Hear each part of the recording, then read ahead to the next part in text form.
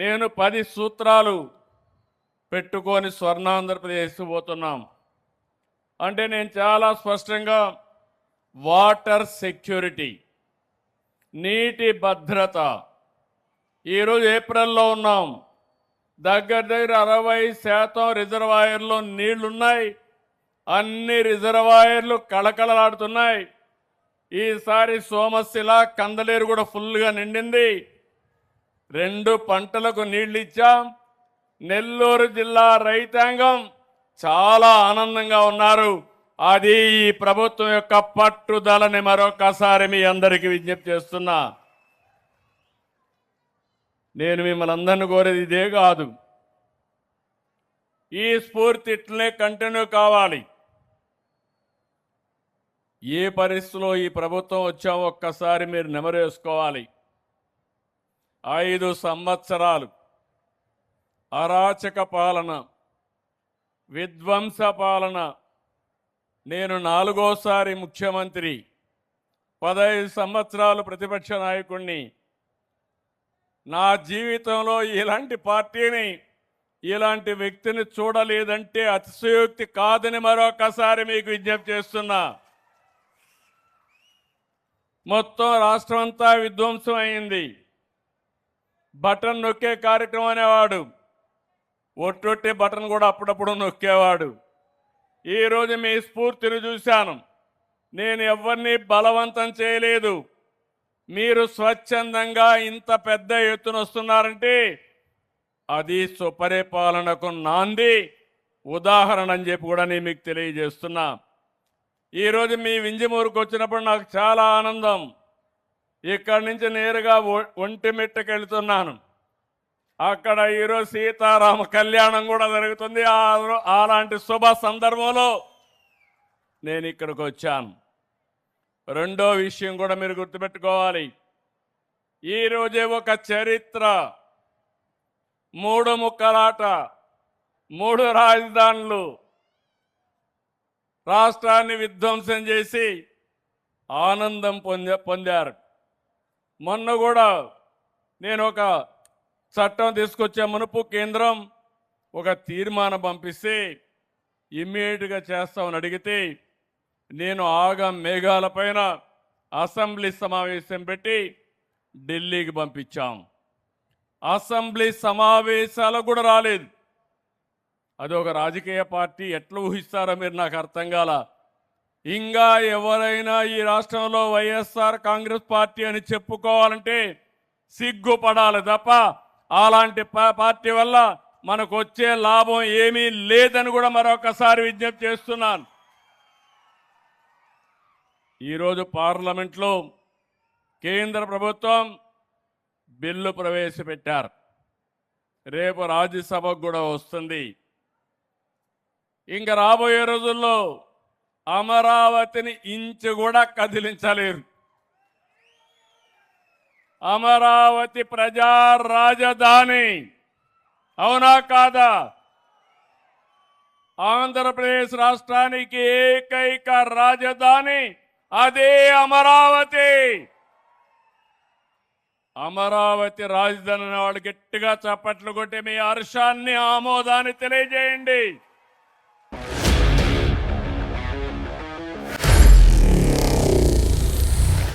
Honor Signatus, the biggest gated community in the heart of the city. Spacious 3, 3.5 and 4 BHK apartments at Kukatpalli, High-Tech City. 27.5 acres, 18 towers, G+25 floors, 1695 to 3815 square feet unit sizes. For more details, search for Honor Signatus. ఒక వ్యక్తికి ఒక address ఉండాలి, ఒక రాష్ట్రానికి ఒక రాజధాని ఉండాలి. అలాంటి రాజధానిని విధ్వంసం చేసి ఎడారి అని, లేకపోతే శ్మశానమని, ముంపు ప్రాంతం అని ఎగతాళి చేసి మనకు రాజధాని కూడా లేకుండా చేసే పరిస్థితికి వచ్చారు. ఈరోజు నేను వచ్చింది పేదల సేవలో. మీరందరూ గుర్తుపెట్టుకోవాలి, నాకు మొదటి తారీఖు వస్తానే గుర్తొచ్చేది మా పేదవాళ్ళే గుర్తొస్తారు. నా కళ్ళలో మీరే ఉంటారు. అందుకే నేను రావడం కాదు, రాష్ట్రంలో ఉండే ప్రభుత్వ యంత్రాంగం, ఎన్డీఏ పార్టీ యంత్రాంగం మొదటి తారీఖున మీ సేవలోనే ఉంటాం. నేను ఎప్పటికప్పుడు అందరికీ ఒకటే మాట చెప్పాను. ఈరోజు దేశంలో ఎక్కడా ఇవ్వని విధంగా దగ్గర మీరు చూస్తే 4,000, 6,000, 10,000, 15,000 రూపాయలు పింఛన్లకు ఇస్తున్నాం. దివ్యాంగులకు 6,000 ఇస్తున్నాం. కిడ్నీ పేషెంట్లు కానీ డయాలసిస్ చేసుకుంటే 10,000 ఇస్తున్నాం. మంచానికే పరిమితం అయితే అలాంటి వారికి 15,000 ఇస్తున్నాం. నేను అడుగుతున్నా, ఎక్కడైనా ఇస్తున్నారా తమ్ముళ్ళు, ఆడబిడ్డలు? మీరే చెప్పమని మిమ్మల్ని అడుగుతున్నా. దగ్గర 2,730 కోట్లు నెలకు ఖర్చు పెడుతున్నాం. 63 లక్షల మందికి ఇస్తున్నాం. ఇప్పటికీ 60,000 కోట్ల రూపాయలు ఒక్క పింఛన్ కింద పేదవాళ్లకు భరోసా ఇచ్చిన ఏకైక ప్రభుత్వం ఎన్డీఏ ప్రభుత్వం అని చెప్పి కూడా నేను మీ అందరికీ విజ్ఞప్తి చేస్తున్నా. ఇంకో పక్కన మీరు చూసి తమిళనాడు ఉంది, 1,000 రూపాయలు ఇస్తారు. ఇప్పుడు కొత్తగా 2,000 ఇస్తామని ఎన్నికల మేనిఫెస్టోలో పెట్టారు. అలాంటిది మన రాష్ట్రంలో 4,000 నుంచి 15,000 ఇస్తున్నాం. ఎక్కడా దేశంలో ఏ రాష్ట్రంలో ఇవ్వడం లేదు. అయితే మీరు కూడా ఒక విషయం గుర్తుపెట్టుకోవాల్సిన అవసరం ఉంది. ఈ జిల్లాలోనే 2,91,000 కుటుంబాలకి 128 కోట్లు నెల ఇస్తున్నాం. ఉదయగిరిలో 39,300 మందికి 17,81,00,000 ఇస్తున్నాం. వింజమూరులో 5,484 మందికి 2,47,00,000 ఇస్తున్నాం. నేను ఇంకొక మాట కూడా చెప్తున్నాను. నేనేదో మొక్కుబడిగా ఇవ్వడం లేదు, గౌరవప్రదంగా ఇస్తున్నాం. మీ ఇంటికి నిద్ర లేస్తానే మీ తలుపు కొట్టి మీకు గుడ్ మార్నింగ్ చెప్పి మీ ఇంటి దగ్గరనే పింఛన్లు ఇచ్చే కార్యక్రమాన్ని ఏర్పాటు చేశాం. గౌరవప్రదంగా మీ ఆత్మ గౌరవాన్ని నిలబెట్టే విధంగా, పేదవాడంటే చులకన భావం లేకుండా మీకు ఇచ్చే కార్యక్రమానికి శ్రీకారం చుట్టాం. ఈరోజు ఒక పెన్షన్ వల్ల మీ అందరిలో ఒక భద్రత కల్పించాం. అభివృద్ధి ఏ విధంగా చేయాలనో చేసి చూపిస్తున్నాం. ఇంకో పక్కన మీరందరూ ఒకసారి గుర్తుపెట్టుకుంటే సూపర్ 6 చెప్పాను. నా జీవితంలో నేను కూడా ఎన్నో కార్యక్రమాలు చేశాను. కానీ ఆ రోజు నేను హామీ ఇచ్చినప్పుడు అనిపించింది, చేయగలుగుతావా అనిపించింది. కానీ నాకు మీ మీద అభిమానంతో చేయాలి, తప్పదని ఆ రోజు నిర్ణయించుకున్నాను. వచ్చిన వెంటనే పింఛన్లు ఇచ్చాం. తల్లికి వందనం. ఎంతమంది పిల్లలుంటే అంతమందికి 15,000 రూపాయలు చొప్పున మీకు అందించిన ప్రభుత్వం ఈ ప్రభుత్వం. మళ్ళీ జూన్ వస్తుంది. జూన్లో మీ పిల్లలు స్కూలుకు పోయే రోజున తల్లుల అకౌంట్లో టెన్షన్గా డబ్బులు వేసే బాధ్యత మాదని మరొకసారి మీ అందరికీ విజ్ఞప్తి చేస్తున్నా. స్త్రీ శక్తి సూపర్ హిట్ అయింది.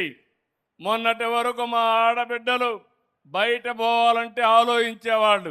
ఇప్పుడు జల్సాగా ఎక్కడికి పోవాలన్నా, పుణ్యక్షేత్రాలు కావచ్చు, అమ్మగారింటికి కావచ్చు, కూతుర్ని చూడాలన్నా కావచ్చు, ఉద్యోగానికి పోవాలన్నా దర్జాగా పోయే ఏర్పాటు చేసింది ఈ ప్రభుత్వం. అవునా కాదా అని మిమ్మల్ని అడుగుతున్నా. మా ఆడబిడ్డలు వంట చాలా కష్టంగా ఉండేది, ఇప్పుడు కూడా కష్టాలు ఉన్నాయి. యుద్ధం వచ్చింది, వంట గ్యాస్ కొరత వస్తూ ఉంది.